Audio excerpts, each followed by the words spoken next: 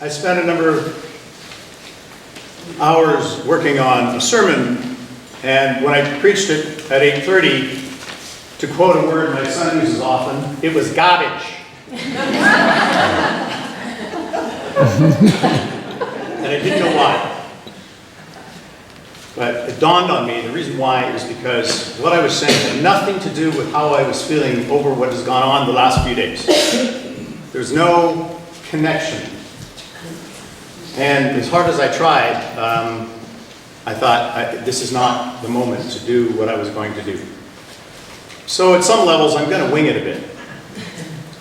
But also what happened this week is I belong to this group, this liturgical group, and they send out videos, and I use them in Advent, some of them.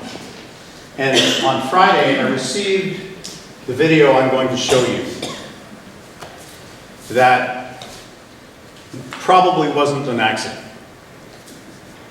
because it encapsulates how I'm feeling, and I think how many of us around the world have been feeling over these last months and last few days.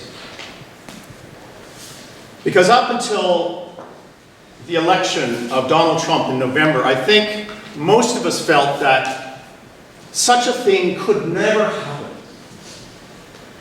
We thought someone who's such a misogynist, Islamophobe, homophobe, creates divisions and fractures between people of races and economic backgrounds. We're thinking life and goodness and grace will prevail. Well, guess what? Wrong. So I want to start off by showing you this video, and then I'll say a little bit more about it in a minute.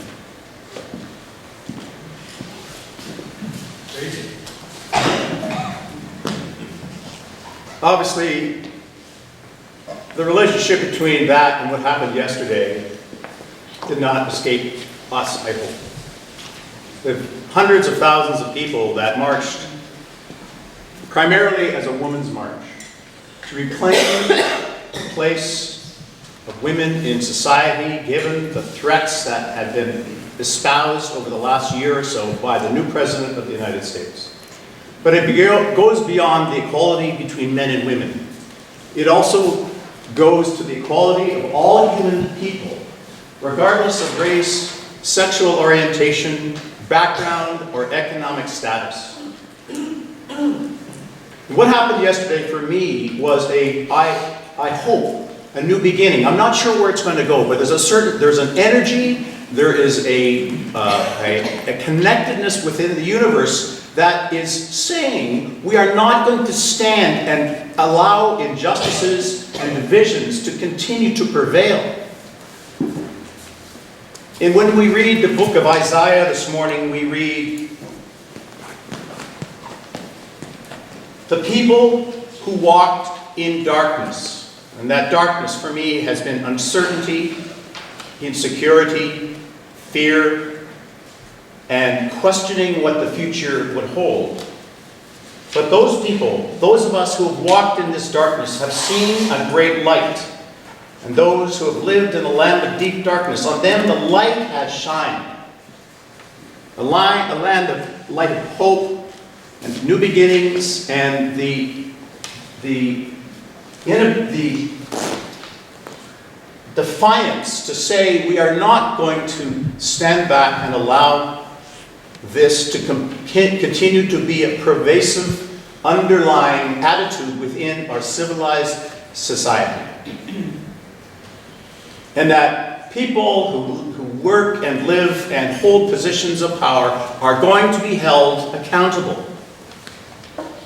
And it is not just allowing the other to do so. It is up to each and every one of us as people of God who believe that God came to earth in the person of Jesus to provide hope and compassion to the marginalized, to those who lived other than, those who are oppressed, those who are under scrutiny.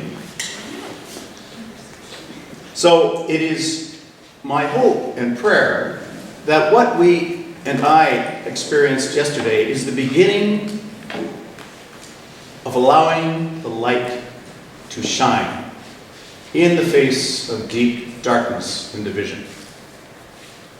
And it means we, as people of God, cannot remain silent in the face of racism, cannot remain silent in the face of misogyny, of allowing the locker room jokes to continue without having been challenged.